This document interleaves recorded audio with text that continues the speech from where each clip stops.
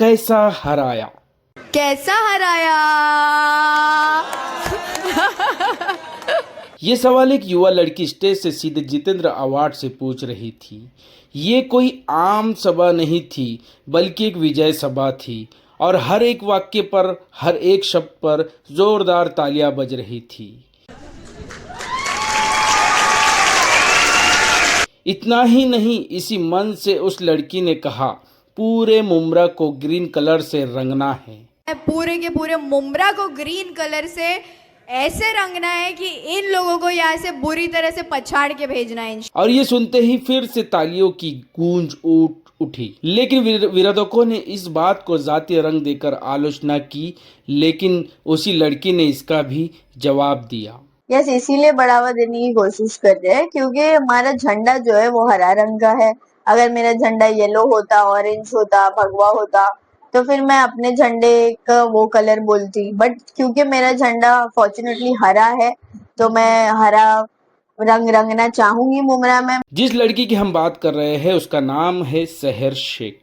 मुमरा के प्रभाग क्रमांक 30 से चुनकर आई नगर सेविका वही सहर शेख जिन्होंने मुमरा में AIMIM की हवा बना दी। वही सहर शेख जिन्होंने जितेंद्र अवार्ड को मन से खुली चुनौती दे दी। दरअसल सहर शेख ये चुनौती यूं ही नहीं दे रही थी, इसकी वजह थी जितेंद्र अवार्ड के गढ़ में दर्ज की गई उनकी जीत। जितेंद्र अवार्ड का मुमरा इलाका हमेशा से राष्ट्रवादी कांग्रेस पार्टी का मजबूत किला माना जाता रहा है। इससे पहले भी कई मुस्लिम नेताओं ने अवार्ड को चुनौती देने की कोशिश की, लेकिन अवार्ड कभी डगमगाए नहीं। मगर इस बार तस्वीर थोड़ी बदली हुई नजर आई। इस बार मुमरा में AIMIM की ताकत साफ दिखाई दी और इसकी सबसे बड़ी वजह बनी मुस्लिम वोटों का एकजुट होना। सहर शेख सिर्फ एक नगर सेविका बनकर नहीं उभरी, बल्कि वो मुमरा में AIMIM की पहचान बन गई। उन्होंने न सिर्फ चुनाव जीता, बल्कि राष्ट्रवादी कांग्रेस पार्टी के मजबूत किले में AIMIM का पैनल भी जिता दिया। अब सवाल उठता है, सहर शेख ने जितेंद्र अवार्ड को इतना बड़ा झटका कैसे दिया?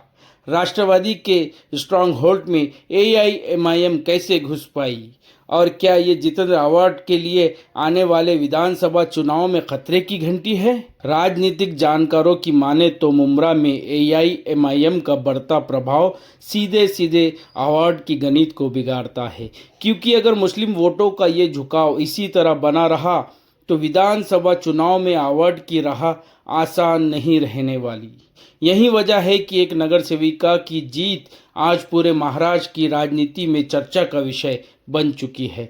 तो क्या सहर शेख की ये जीत जितेंद्र अवार्ड के राजनीतिक भविष्य को चुनौती दे पाएंगी? हमें कमेंट में ज़रूर बताइए।